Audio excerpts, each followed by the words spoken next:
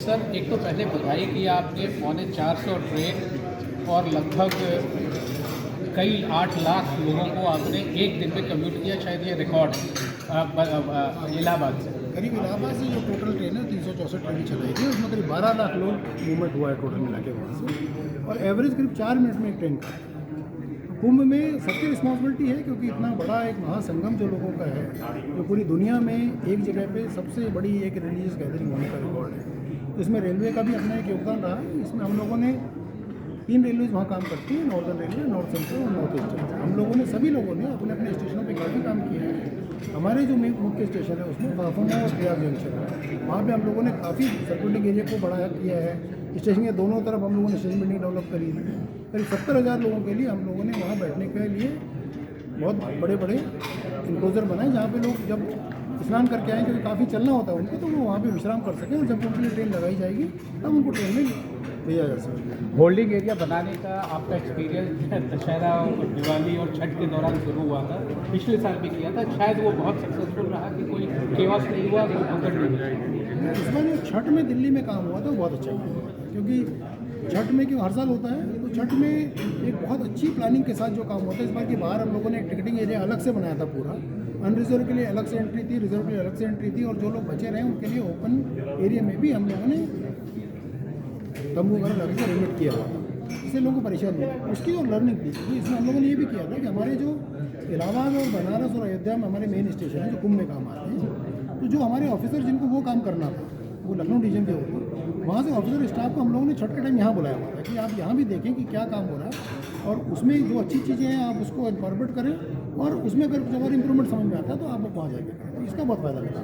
26 तारीख एक और बड़ा चैलेंज है, कैसे आप उससे निपट रहे हैं? क्या आप और कोई इससे ज़्यादा भी आप ट्रेन की आवाजाही, क्योंकि वहाँ से जो लोग निकलेंगे वो एक बहुत बड़ा समुद्र, एक ओशन ऑफ पीपल बन रहे हैं। 26 जनवरी तो अभी पूरे 26 फरवरी पहले तो 26 फरवरी में आज हमारे पास 3 जो फरवरी को बसंत पंचमी का एक बड़ा स्नान था, फिर 12 तारीख को एक बड़ा स्नान है, और फिर 26 तारीख को। तो हम लोगों ने, क्योंकि मौनी मॉस के टाइम में जो हैंडल किया था, एक जनरल एक्सपेक्टेशन है कि उससे कम भीड़ होगी। और आज जो अभी हम लोगों ने आधे घंटे पहले, 1 घंटे पहले हमारे यहाँ पे मेरे रूम में हमने सारे वीडियो स्क्रीन्स लगाए हुए हैं, टीवी स्क्रीन्स हैं, हम डेली 24 घंटे उसकी मॉनिटरिंग कर रहे हैं सिचुएशन को। तो आज रस 29 तारीख के मुकाबले में काफ़ी कम है, लेकिन हमारी तैयारियाँ 29 के लेवल पर हैं। हम लोगों ने करीब 42 रेक्स नॉर्दर्न रेलवे में रेडी रखे हुए हैं, तो हम लोग प्रयाग संगम में मेन हमारे 10 रेक रखते हैं, 2 रेक हमारे हमेशा प्रयाग और फाफा पे रहते हैं, और इस तरह हम लोगों ने आसपास वहाँ रेक स्टेबल करे होते हैं कि जैसे ही हमारे पास एक ट्रेन के बराबर लोग आते हैं, हम लोग ट्रेन से स्टार्ट करके चलाते हैं। सर, नॉर्दर्न रेलवे के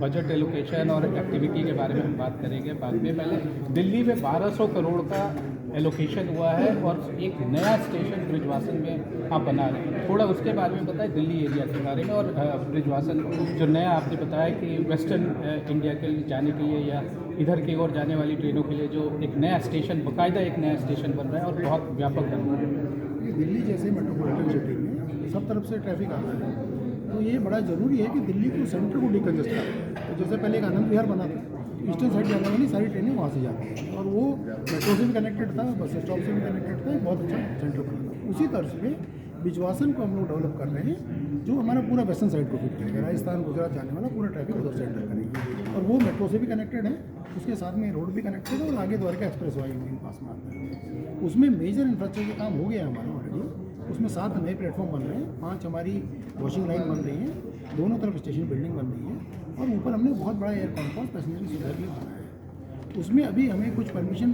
कुछ पेड़ों को काटने के बारे में एक परमिशन है, वो अभी पेंडिंग है, तो उसमें हम लोग कोशिश कर रहे हैं, हमें उम्मीद है जल्दी वो काम पूरा हो जाएगा। तो रेल मिलने के बाद में करीब साल भर के अंदर अंदर वो हमारा पूरा तैयार हो जाएगा। तो उससे हमारे को नई दिल्ली स्टेशन को जब हमने काम लेना होगा, क्योंकि रनिंग ट्रेन के ऊपर में स्टेशन बिल्डिंग बनाना एक मुश्किल काम होता है, और बीच में जब प्लेटफॉर्म में काम हो रहा होता है तो वो प्लेटफॉर्म हमारे को अवेलेबल नहीं होता है।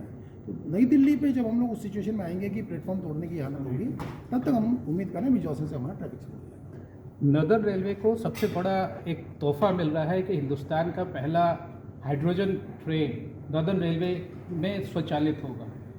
कितना एंटिसिपेशन है, क्या एक्सपेक्टेशन है, और कब तक हम ये चला पाएंगे, और क्या उसकी तैयारियाँ?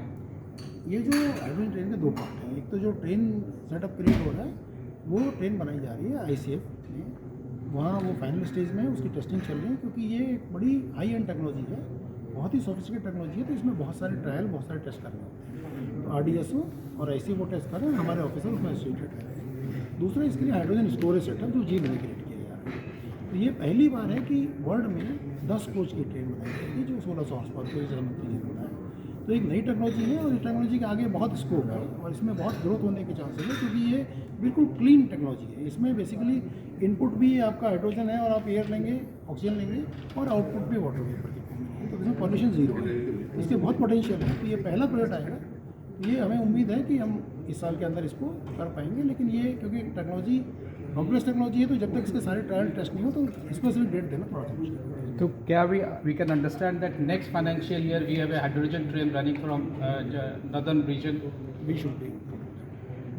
गाजियाबाद को आपने सेंटर ऑफ एक्सेलेंस बनाया है कवच के लिए, और कवच हिंदुस्तान में वो इम्पॉर्टेंट एस्पेक्ट है जो हमेशा ट्रेन और पटरी दोनों को तालमेल में रखता है। कितना प्रोत्साहित है कि ये गाजियाबाद में जो सेंटर ऑफ एक्सेलेंस है, इससे कितना पूरे रेलवेज नेटवर्क को कितना फ़ायदा होगा और क्या लर्निंग होगी?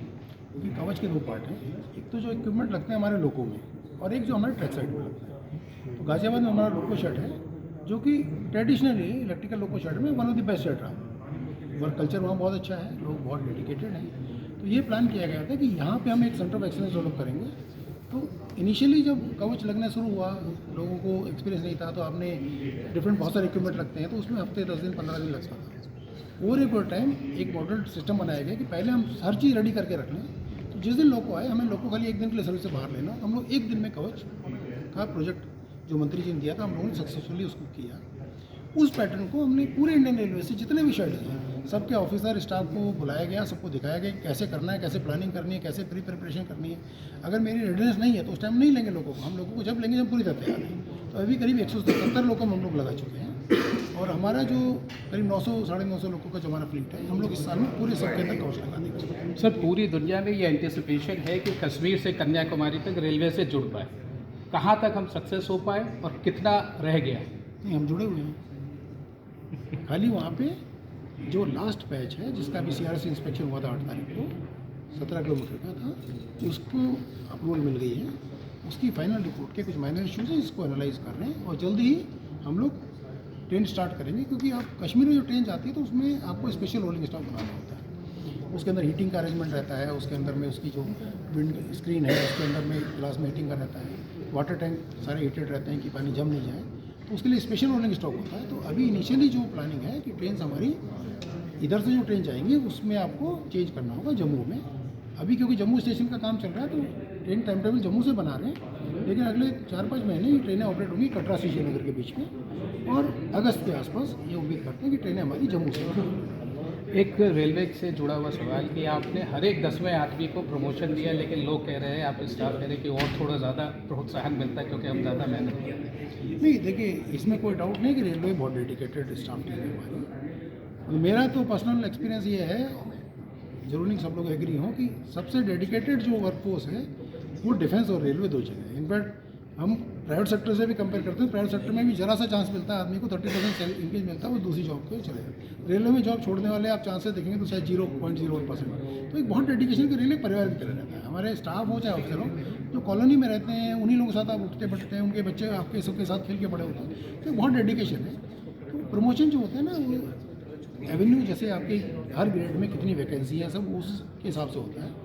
हमारी कोशिश ये रहती है कि किसी भी आदमी का जब प्रमोशन ड्यू हो उसमें वेट नहीं करना। और मंत्री जी ने कहा है कि हम पेनल्टी पे लगाएंगे यदि कुछ का ठीक डिलीवरी नहीं होती। हाँ बिल्कुल, देखिए अगर हम लोग की सबकी एडमिनिस्ट्रेशन की कुछ जिम्मेदारी है, कुछ स्टाफ की जिम्मेदारी है, सबकी अपनी अपनी जिम्मेदारी है, तो सबको अपनी जिम्मेदारी पूरी करनी है। अगर स्टाफ का कोई भी चीज़ ड्यू है उसको टाइम पे मिलना चाहिए, और हमारी कोशिश है कि उसको हम दे पाएँ। और हम लोग अभी करीब करीब सिनेरियो में आ गए कि हम सारे एडवांस पैनल रेडी करके रख ले रहे हैं, जिस दिन आदमी का ड्यू होता है प्रमोशन, उस दिन हम उसको प्रमोशन देंगे। Thank you, sir. Talking to Vision Television with camera person Deepak Pradap Prakhar reporting for Vision Television.